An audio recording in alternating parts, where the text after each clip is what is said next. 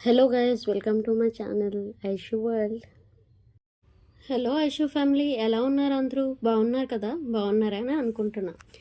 ఇంకా లేట్ చేయకుండా వీడియోలోకి వెళ్ళిపోదాం. ఇది 2020లో వరంగల్లో ఒక రెసిడెన్షియల్ ఏరియాలో జరిగింది.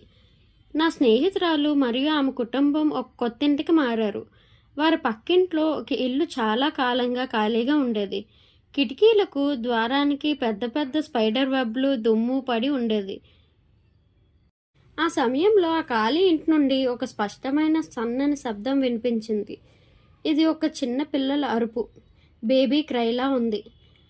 ఆమెకు చాలా ఆశ్చర్యంగా అనిపించింది. ఆ ఇల్లు పూర్తిగా ఖాళీగా ఉంది కదా, బేబీ ఎలా? ఆమె తన ఫోన్ కాల్ను హోల్లో పెట్టి జాగ్రత్తగా వింది. మళ్ళీ ఆ అరుపు వినిపించింది. ఏదో బేబీ ఏడుస్తున్నట్లు అనిపించింది ఆ గొంతు. ఇది ఒక పసిపిల్లవాడు ఆకలితో లేదా భయంతో అరుస్తున్నట్లు ఉంది. శబ్దం చాలా క్లియర్గా ఉంది. ఖాళీ ఇంటి లోపల నుంచే వస్తున్నట్లుంది. భయంతో ఆమె తన నాన్నగారిని పిలవడానికి వచ్చింది. నాన్న, పక్కింట్లోంచి ఎవరో ఉన్నారు. ఒక బేబీ క్రై వినిపిస్తుంది, బేబీ అరుస్తుంది అంటుంది. ఆమె నాన్నగారు కూడా వినడానికి వచ్చారు. కొన్ని సెకండ్లు నిశ్శబ్దంగా అనిపించింది. ఆపై మళ్ళీ ఆ బేబీ క్రై వినిపించింది. ఇలా వినిపించిందంట. ఇది నిజమే. ఆమె నాన్నగారికి కూడా భయం వేసింది. ఎవరో ఉన్నారు, ఇంటి యజమానిని కాల్ చేద్దామని చెప్పి అనుకుంటున్నారు. కానీ ఆ రాత్రి 12 గంటల సమయం. అప్పుడు కాల్ చేయడం సరికాదు. వాళ్ళు పడుకొని ఉంటారు, నిద్రలో ఉంటుంటారు, డిస్టర్బ్ చేయడం ఎందుకు అనుకుంటారు. వారు 2-3 నిమిషాలు ఆ శబ్దాన్ని వింటూ నిలబడి ఉండిపోతారు. ఆ అరుపు నిలకడగా ఒకే ప్యాటర్న్లో వినిపిస్తూ ఉంది. ఆమె నాన్నగారు స్మార్ట్ ఫోన్ తీసుకొని తోటకి వెళ్ళి ఆ ఖాళీ ఇంటి కిటికీ వైపు లైట్ వెలిగించారు. కిటికీ లోపల చూశారు. అక్కడ ఎవరూ లేరు. ఫ్లాష్ లైట్ వెలిగించి మరోసారి చూశారు. గది పూర్తిగా ఖాళీగా ఉంది. దుమ్ము పడి కొన్ని పాత పేపర్లు, బాక్సులు మాత్రమే కనిపించాయి.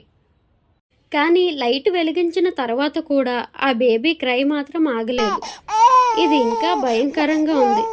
శబ్దం లోపల నుంచే వస్తుంది, కానీ లోపల ఎవరూ లేరు. ఆమె నాన్నగారు పొరుగింటి యజమానికి అర్జెంటుగా మెసేజ్ చేశారు. తెల్లవారుజామునికి యజమాని జవాబు ఇచ్చాడు. ఇలా రిప్లై పంపించాడు. నేను భారత్లో లేను. ఆ ఇల్లు గత 8 నెలల నుంచి లాక్ చేయబడి ఉంది. లోపల ఎవ్వరూ ఉండడం సాధ్యం కాదు. మీరు నమ్మలేనిది ఏమిటంటే, మునుపటి యజమాని ఒక చిన్న పిల్లవాడిని కోల్పోయాడంట.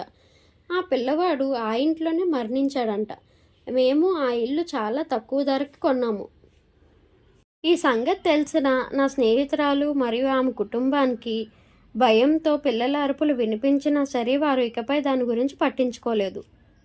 కానీ కొన్ని వారాల తర్వాత ఆ శబ్దం తానే ఆగిపోయింది. కానీ ఆ రాత్రి వారు లైట్ తెరిచి ఖాళీ గది లోపల నుండి వచ్చే బేబీ క్రైని విన్న సంఘటన వారి జీవితంలో మరో చెరగని భయానక అనుభవంగా మిగిలిపోయింది.